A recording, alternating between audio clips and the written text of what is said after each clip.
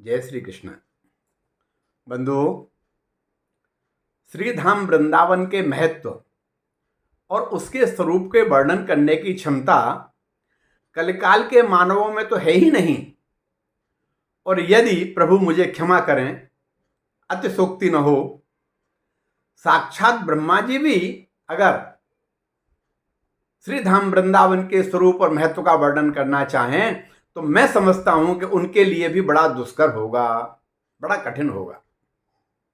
क्योंकि ब्रह्मा जी एक बार वृंदावन में आके भ्रमित हो चुके हैं।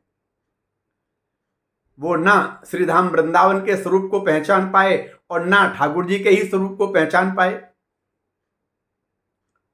भगवान श्री कृष्णचंद्र ने कृपा करके उनकी बुद्धि में स्थित भ्रम को दूर किया और अपने दर्शन दिए।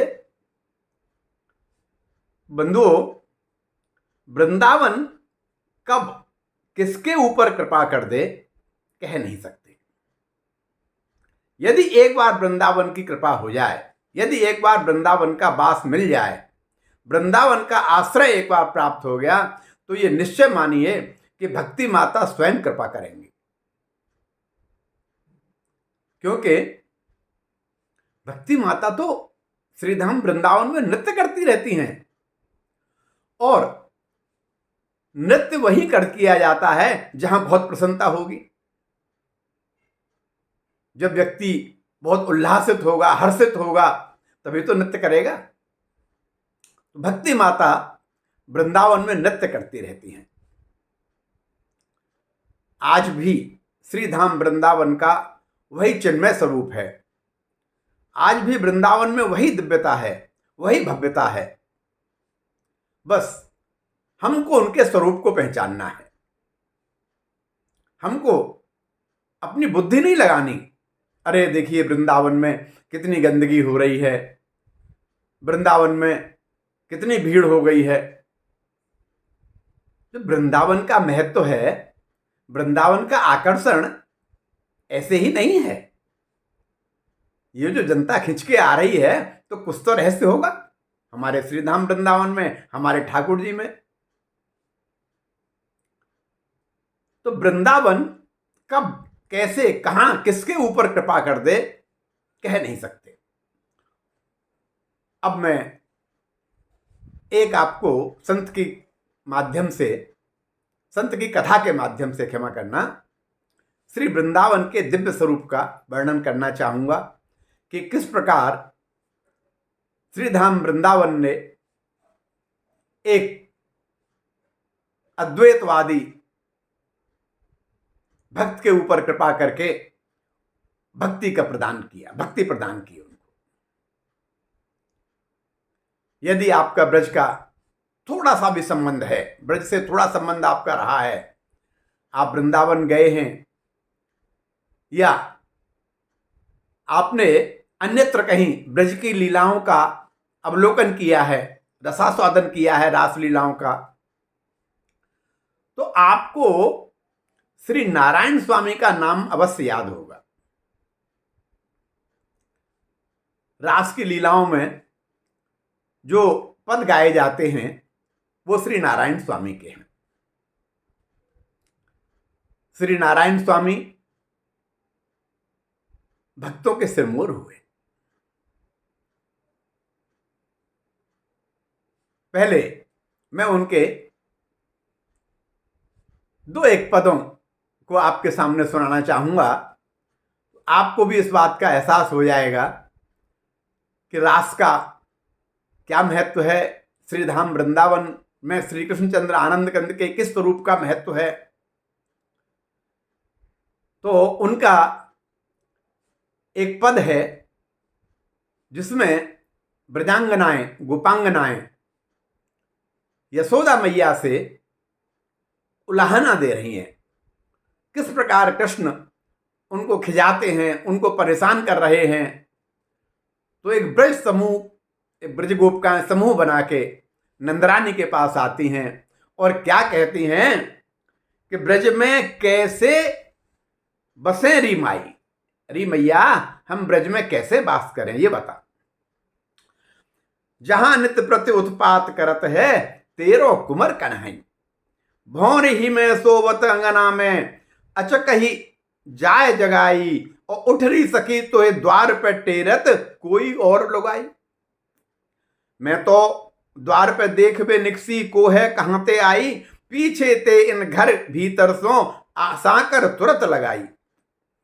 मैं बाहर ये भवन ही, मन मानत धूम मचाई। बासन फोड़ तोड़ सब छीके, विद दधि गौरस ढरकाई। यह कौतुक सुन के ब्रज वनिता, निरखन को सब धाई। हंस हंस के मिले बूझत मासों, कहा लीला फैलाई। भांत भांत की बोली बोलत, जो जाके मन भाई। मैं अपने मन कहूं नारायण, यह कहां कुमित कमाई। अरे मैया, ये कुमित तने कहां से कमाई है? ये कैसो सपूत पैदा करो है।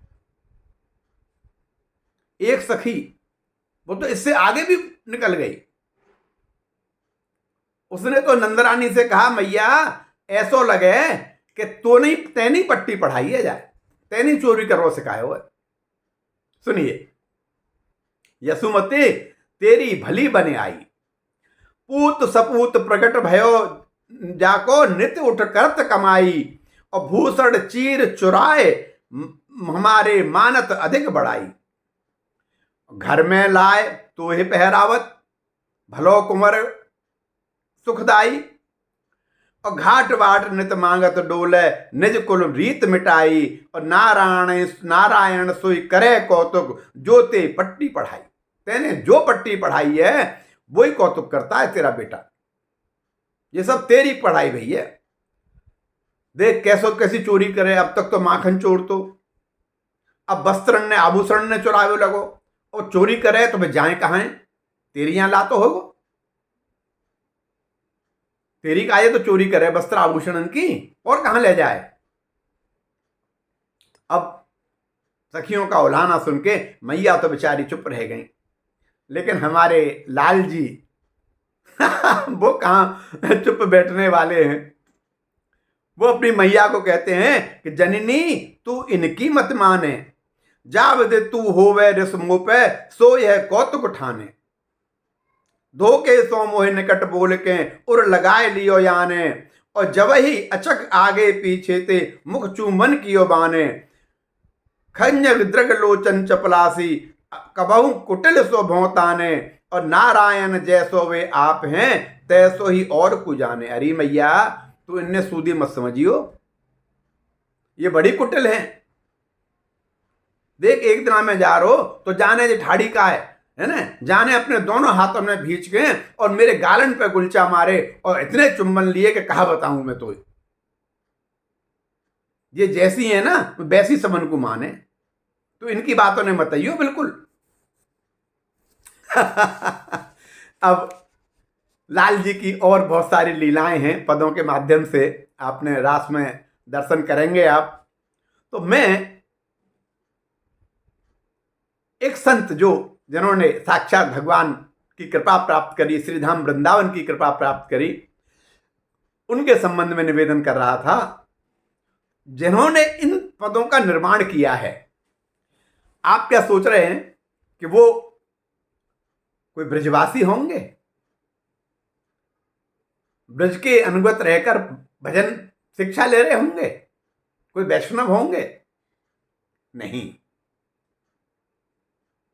न तो इनका जन्म ब्रज में हुआ, न इनकी शिक्षा दीक्षा ब्रज में हुई, और ना ही ये वैष्णव परंपरा में दीक्षित हुए। नारायण स्वामी, जिन्होंने रासलीला के पद लिखे हैं, इनका जन्म हुआ था रावलपिंडी में, पंजाब में, एक सारस्वत कुल ब्राह्मण कुल में। और इनकी शिक्षा दीक्षा हुई काशी में। वेदांत के बड़े प्रकांड विद्वान बने। ये निर्गुण ब्रह्म के उपासक थे।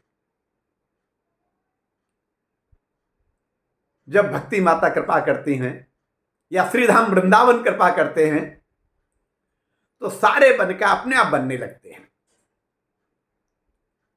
पता नहीं कब कैसे कहां इनके गुरुदेव में भक्ति के अंकुरित प्रस्फुट होते हुए इनमें देख लिए और उन्होंने कृपा करके इनको श्रीधाम वृंदावन भेज दिया।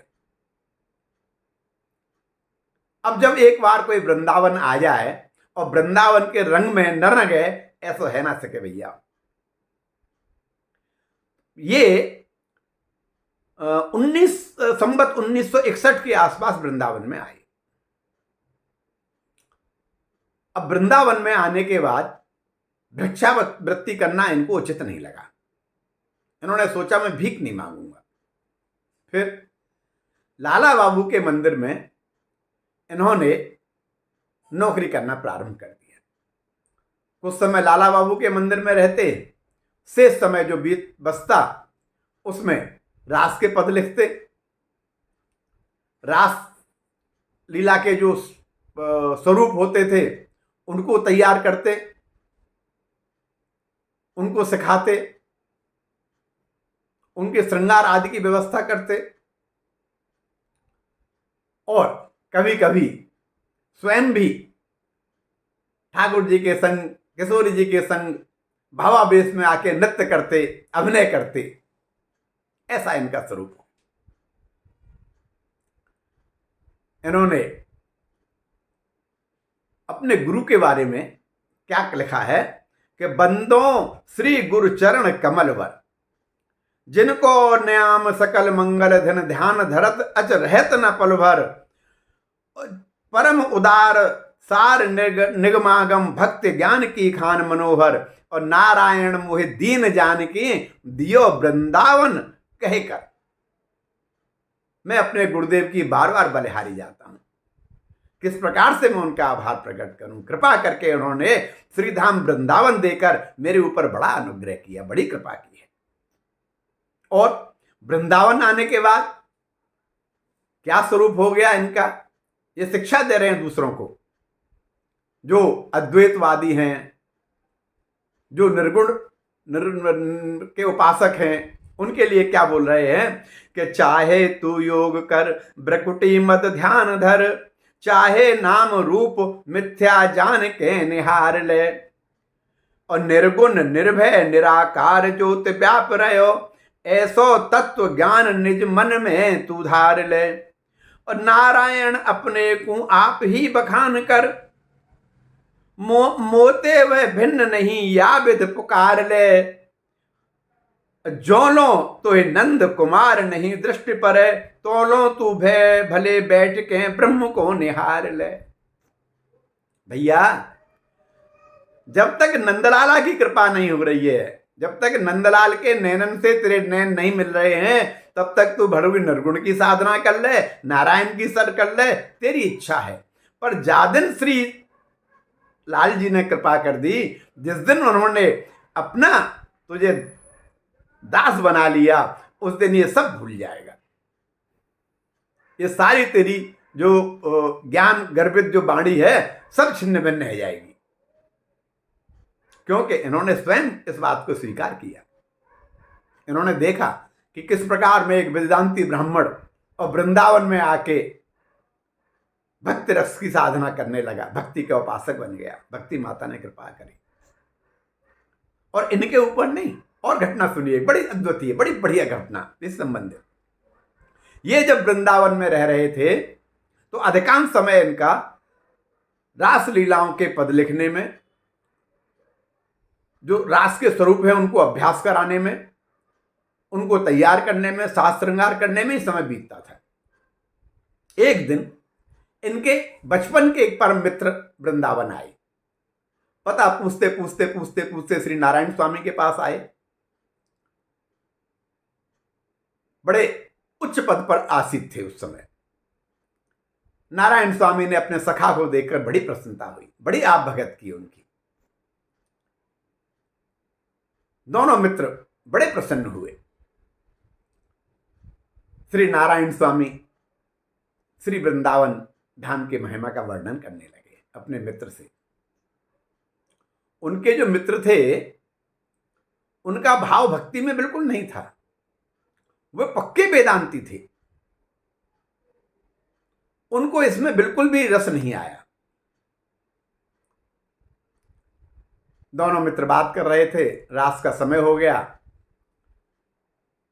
एक स्वामी जी ने एक खबर भेजी, नारायण स्वामी को बुला के लाइए, रात का समय हो गया, स्वरूप भी आ गए हैं।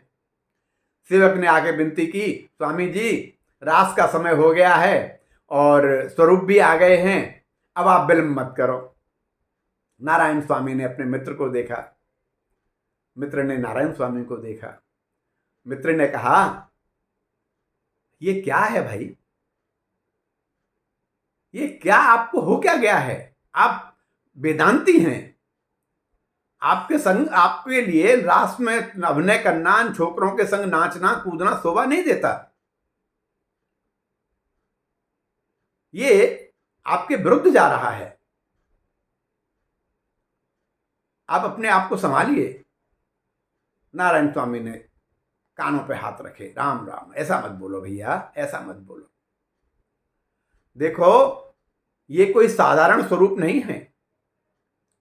जब ये रास में पधारते हैं और इनके ऊपर मुकुट विराजमान करते हैं, मुकुट रखते हैं, तब इनमें ठाकुर जी की भाव वृष्टि हो जाती है, साक्षात ठाकुर जी का ही स्वरूप बन जाते हैं। आप ये अपराध मत कमाओ, वृंदावन में आके आप पाप के भागी मत बनो। इनके मित्र पर इनकी बातों का कोई असर नहीं हुआ। उन्होंने कहा कि मैं तो इसको आपकी कोरी भावना मानता हूं, आपकी अज्ञानता है ये। अरे आपने वेदांत का अध्ययन किया है, आपने अपने गुरु के आश्रम में रहकर षड दर्शन का अध्ययन किया है, आपने पुराणों का अध्ययन किया है, आपने उपनिषदों की भाष्य लिखा है, ये क्या कर रहे हैं आप? उन्होंने, नारायण स्वामी ने बहुत समझाया, भैया ये साक्षात ठाकुर जी हैं, ठाकुर जी के धाम में आकर आप ठाकुर जी की बुराई मत करो, इतना पाप मत कमाओ। इनके मित्र ने कहा, मैं कैसे मानूं? तो बोले, आपकी जिज्ञासा कैसे शांत होगी, आप क्या कैसे मानोगे? बोले, मैं परीक्षा लेना चाहता हूं। बोले, ठीक है, लो परीक्षा। कैसे लोगे परीक्षा? बोले, मैं आपके संग चलूंगा और यदि ठाकुर जी श्री कृष्णचंद्र आनंद कंद जिनको आप कह रहे हो, यदि वो स्वयं आकर मेरे मुख में पान डालें, पान मुझे खिलाएं, तो मैं मान जाऊंगा। श्री नारायण स्वामी ने कहा कि यदि मेरी निष्ठा सच्ची है और आपका मन शुद्ध है, आपके भाव शुद्ध हैं, तो आज ये लीला भी होके रहेगी। ऐसा मन में दृढ़ निश्चय कर लिया। उनके मित्र ने कहा, एक शर्त है। क्या शर्त है भैया? आप आंखों पे पट्टी बांध के चलेंगे, क्योंकि पता नहीं आपने इशारा कर दिया तो स्वरूपों को। उन्होंने कहा, अच्छा एक काम करो, तुम अपने हाथ से पट्टी बांधो। इनकी श्री नारायण स्वामी की आंखों पर रुई रखी गई, एक सफेद वस्त्र से इनकी आंखें बांध दी गईं और इनके मित्र इनका हाथ पकड़कर रासस्थली पर ले गए, जहां रास हो रहा था। अब जब ये पहुंचे तो जो रास मंडल था वो खचाखच भरा हुआ था दर्शकों से, जगह नहीं मिली, सबसे पीछे जाके बैठ गए। स्वामी जी ने देखा नारायण स्वामी आए हैं, पीछे बैठे हैं, आंखों पे पट्टी बंधी हुई है। सोचा शायद हो सकता है स्वामी जी की आंख आ गई हो, आंखों में कोई रोग हो गया हो। पीछे बैठे थे। जब रास शुरू होता है, प्रारंभ होता है, तो ठाकुर जी को भोग लगाया जाता है और भोग धराने के पश्चात, ठाकुर जी को भोग प्रदान करने के पश्चात उनको बीड़ा पान खिलाया जाता है। आज ठाकुर जी ने क्या किया कि एक बीड़ा तो खा लिया और दूसरा बीड़ा जो श्री जी के लिए था वो उन्होंने उठा के अपने हाथ में रख लिया। और जैसे ही पर्दा खुला, रास के स्वामी जी ने स्तुति गान किया, वैसे ही श्री कृष्णचंद्र आनंद कंद ठाकुर जी हमारे अपने सिंहासन से कूद के और छम छम छम छम छम छम करते हुए मधुर मुस्कान के साथ में स्वामी जी के निकट आए और इनके बगल में जो इनके मित्र बैठे हुए थे उनसे बोले, ले पान खाना चाहे ना, पान खा ले। और जबरदस्ती उनके मुंह में पान का बीड़ा डाल दिया। जैसे ही नारायण स्वामी ने भगवान के ये वचन सुने, एकदम भावाविष्ट होकर उछल गए और जोर से बोले, बोले नंदलाला की जय, ठाकुर कुंवर कन्हई की जय। और भाववृष्टि हो गई। इनके मित्र ठगे से रह गए देख के, किंकित ढूंढ, क्या करें क्या नहीं करें, क्या हो गया।